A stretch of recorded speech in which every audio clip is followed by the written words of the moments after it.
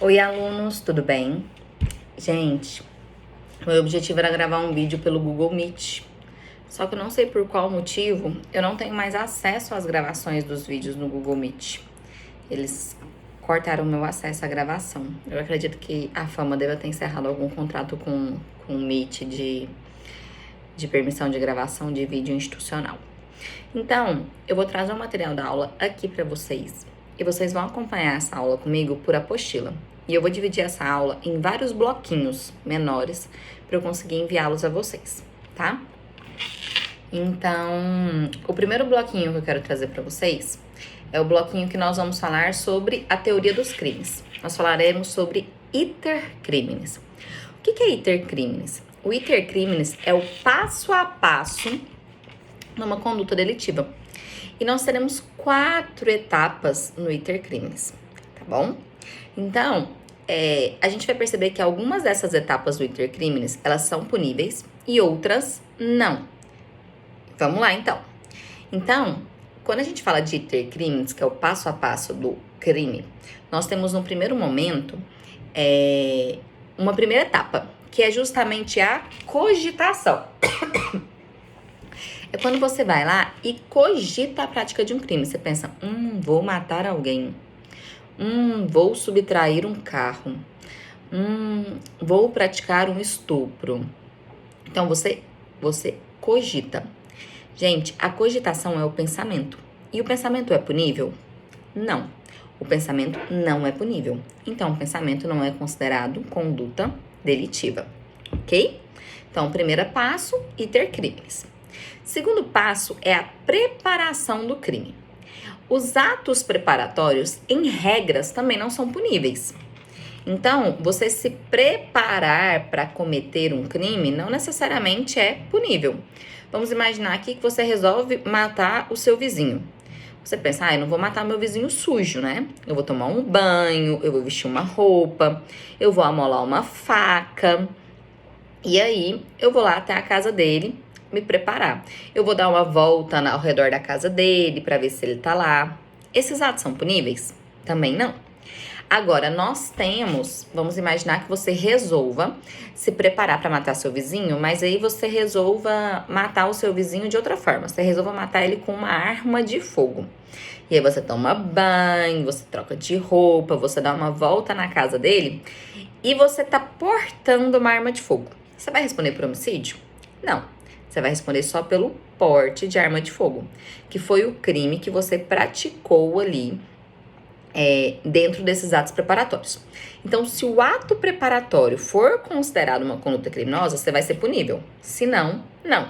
Mas você vai ser punível pelo homicídio, que era o crime final que você pretendia fazer?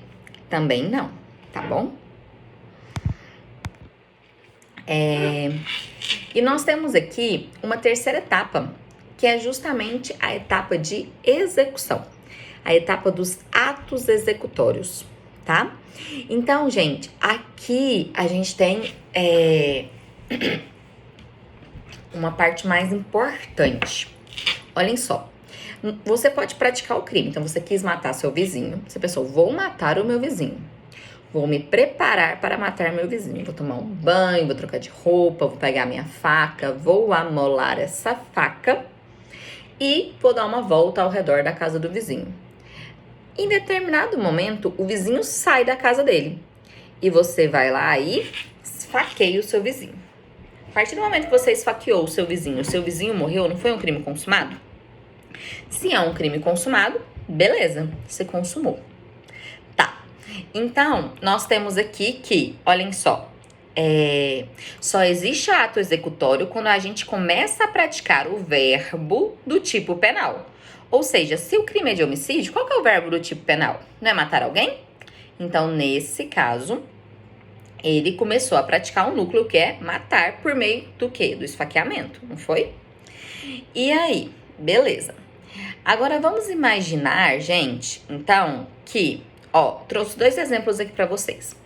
O agente pulou o muro de uma casa e, andando pelo quintal, procura objetos para subtrair. Oportunidade em que a polícia chega no local. Antes da gente passar para a tentativa, né? Antes de eu explicar. Então, vamos fazer 2 questionamentos.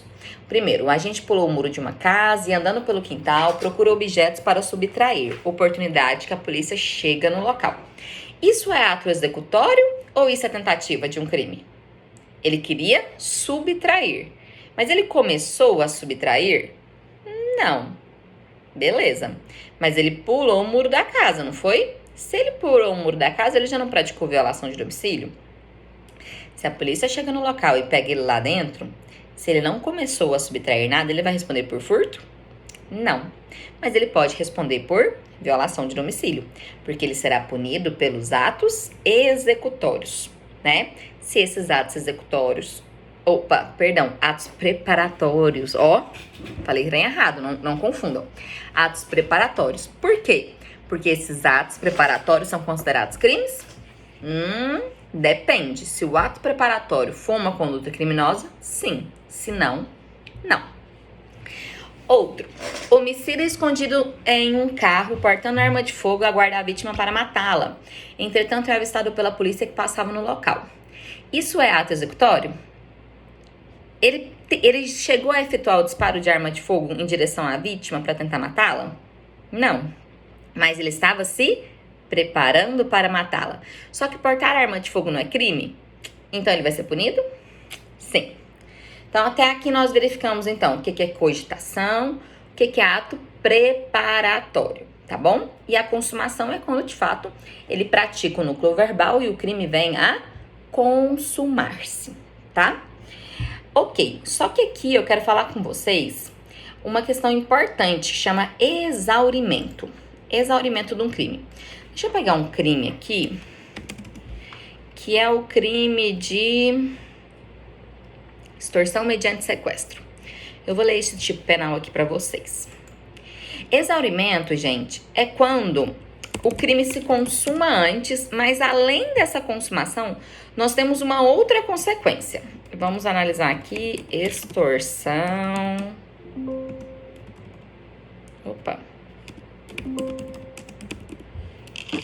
Olhem só, mediante sequestro. Artigo 159 para quem tiver com vadimeco em mãos. Sequestrar pessoas com o fim de obter para si ou para outra em qualquer vantagem como condição ou preço do resgate. Gente, então olhem só. Sequestrar pessoas. O ato de sequestrar a pessoa já configura o delito se ela tiver o objetivo de obter uma vantagem. Beleza? O que é o exaurimento? Vai ser justamente a obtenção dessa vantagem. Porque, olhem só, o crime de extorsão mediante sequestro, ele fala de uma finalidade. Mas essa finalidade não é obrigatória. Então, vou tentar explicar para vocês com mais clareza. Um determinado indivíduo vai lá e sequestra a esposa e a filha do gerente do banco, leva elas para o meio do mato e obriga o gerente do banco a sacar um dinheiro para soltar a esposa e a filha dele. Beleza? Priscila, a polícia intervém no meio dessa operação toda ali e consegue prender esse indivíduo antes do gerente sacar o dinheiro, né? O gerente vai lá e liga para a polícia lá dentro da agência bancária e a polícia vai lá e consegue prender esse indivíduo. E aí, ele vai responder pelo crime tentado ou consumado? Porque afinal de contas ele não chegou a sacar o dinheiro, né? Mas olhem só, o núcleo verbal é sequestrar pessoa. Então, o núcleo verbal é sequestrar. Não houve o sequestro da esposa e da filha? Houve, não houve? Qual que é a finalidade? Era obter a vantagem. Ele obteve? Não. Mas ele sequestrou? Sequestrou. Ele precisa alcançar essa finalidade? Não. Se ele alcançar, o que nós teremos? Se ele alcança a finalidade, nós teremos o chamado exaurimento. Priscila, então o simples fato dele sequestrar com o fim de obter esse din-din do banco já configura o crime consumado? Sim, gente. Já sequestrou, já consumou. Priscila, e se ele conseguisse o dinheiro no final de tudo? O que ia acontecer? Aí a pena dele só seria maior, tá? Então isso que é exaurimento. Então olha só, o exaurimento é a etapa do crime? Não. Exaurimento é um acréscimo, é um bônus negativo, né? E o exaurimento tem consequência jurídica? Tem consequência jurídica. Afinal de contas, a partir do momento que se exaure o crime, o indivíduo possui uma pena maior, tá bom? Nós temos aqui ainda dentro do iter criminis o que nós chamamos de tentativa, gente. O que é a tentativa? É quando o indivíduo pratica o núcleo verbal, só que por circunstâncias. Presta atenção. Por circunstâncias alheias à vontade do agente que praticou o crime, esse crime não vem a consumar-se. Olha só. Então, vamos imaginar que o indivíduo queria matar o vizinho, foi lá, pegou a arma de fogo, foi até a casa do vizinho, esperou ele sair. Na hora que ele saiu, ele efetuou o disparo de arma de fogo contra o vizinho. Só que pessoas na rua ouviram, foram lá, prestaram socorro àquele vizinho. O assassino foi lá e fugiu, né, na hora. As pessoas prestaram socorro, chamaram a ambulância, o SAMU chegou, levou a vítima para o hospital e a vítima o quê? Não morreu, ficou bem, sarou. Ele praticou o núcleo verbal, que é matar? Ele efetuou aquele disparo? Foi. Fez, não fez? Só que ele conseguiu o resultado que ele queria, que era a morte da vítima? Não. Por quê? Por circunstâncias alheias à vontade dele. Quais circunstâncias alheias? O comportamento do vizinho que foi lá, chamou o SAMU, socorreu. Então, a tentativa, gente, é quando acontece dessa forma, tá? Olha só, nós anotamos aqui uma teoria que nós chamamos de teoria objetiva realística dualística. Porque a tentativa, de acordo com o artigo 14, inciso 2 do Código Penal, ela fala assim, ó, a pena, então vamos imaginar aqui que esse indivíduo, se ele tivesse respondido por homicídio, ele responderia por uma pena de 6 a... Deixa eu lembrar aqui a pena do 121, vamos lá aqui. Olhem só, 6 a 20 anos de reclusão, né? Se a vítima tivesse morrido. Mas se a vítima não morreu, a pena é a pena combinada para o crime consumado, de 6 a 20, diminuída de 1/3 a 2/3. Então, a tentativa, a gente adota uma teoria de que na tentativa a pena do indivíduo vai ser menor também, porque o resultado não foi alcançado. Ainda que ele tivesse à vontade, né? E aí, Priscila, como que eu sei que é 1/3 que eu vou diminuir? Como que eu sei que é 2/3? A depender da proximidade da consumação, tá? Então, se o indivíduo quase morreu, mas sobreviveu, a gente coloca o quê? 2/3. Agora, se essa bala pegou de raspãozinho ali no braço, nem teve muito resultado, o cara era ruim de mira, ele nem chegou perto de morrer, ainda que a vontade do indivíduo tenha sido matar, passou longe, não passou? Então, a gente diminui. Aliás, perdão, o contrário, né? Se ele quase morreu, a gente diminui 1/3, que aí a pena vai ficar maior, né? Então, se era uma pena de 15 anos, a gente tira 1/3, ela fica uma pena de 10 anos. Agora, se passou longe de morrer, aí a gente diminui 2/3. Então, se era uma pena de 15 anos, a gente tira 2/3, vai uma pena ali de 5 anos, beleza? Então, isso é a tentativa, tá? Então, qual que é o critério que o juiz utiliza? De proximidade da consumação do delito, tá bom? Ok. Priscila, todos os crimes admitem tentativa? Não. Crime culposo admite tentativa? Não, você não tenta praticar um crime culposo, né? Então, crime culposo não admite tentativa, não se esqueçam disso, tá? E aí nós temos dois tipos de tentativa. Nós temos a perfeita e nós temos a imperfeita, tá bom? A perfeita é quando a gente esgota todos os meios de execução. Então, o indivíduo foi lá e, de fato, ele efetuou o disparo de arma de fogo. E a arma e o projétil, né, acertou a vítima. Agora, vamos imaginar uma imperfeita? Ele foi lá e parou na frente da vítima e apertou o gatilho. Sim, ó, bem na cabeça dela. Opa, falhou. Falhou, veio um terceiro, empurrou ele, caiu no chão, cena de filme. E aí? Ele tentou, não tentou? Mas foi perfeita? Não foi perfeita. Ele esgotou os meios ali de execução? Não, né? Até porque a bala nem saiu dali. Então, tem a imperfeita também, tá? Nós temos, gente, também um instituto chamado de desistência voluntária. Então, agora a gente vai ver desistência voluntária, arrependimento eficaz e arrependimento posterior, tá bom? Vamos ver se a gente consegue ver aqui nos próximos 5 minutinhos. A desistência voluntária, gente, é quando o indivíduo foi lá, tomou um banho, vestiu uma roupa, pegou a arma de fogo, deu a volta lá na porta da casa da vítima, ficou esperando lá uns 15 minutos, só que ele foi ficando ansioso, foi lá e fez o quê? Desistiu e foi embora pra casa dele, falou, pensando bem, vou matar não. Ele desistiu como? Voluntariamente, né? Não foi ele que falou não quero mais? Então isso é desistência voluntária, tá? Então olha só, o agente desiste de prosseguir na execução antes de esgotar os meios de execução. Vamos imaginar de uma outra maneira que fica mais claro ainda. O agente foi lá, tomou um banho, vestiu roupa, pegou a arma de fogo, foi lá para a porta da casa da vítima. E aí a vítima saiu e ele efetua um disparo, só que ele erra. Ao invés dele ir lá e efetuar outro disparo, sabe o que ele faz? Ele vai lá e vai embora, desiste. Falou, foi vontade de Deus, efetuei um disparo, não acertei, vou embora para casa, não era para matar a vítima não. Vocês concordam que isso é desistência voluntária? Então, isso é a desistência voluntária. Agora, olhem só. Olhem esse casinho aqui. 2 agentes furtando uma casa. Então, vamos lá analisar. Estão 2 agentes furtando uma casa. Oportunidade em que um deles desiste e vai embora. Todavia, o crime se consuma por ato do outro agente. Então, um desiste. Os 2 estavam lá dentro da casa. Aí um fala, não, vou embora. Não quero terminar esse furto mais não, vou embora. Mas o outro vai lá e termina o furto. O outro termina o furto sozinho. Aquele que desistiu vai responder pelo crime? Vai responder pelo crime. Por incrível que pareça, a lei entende que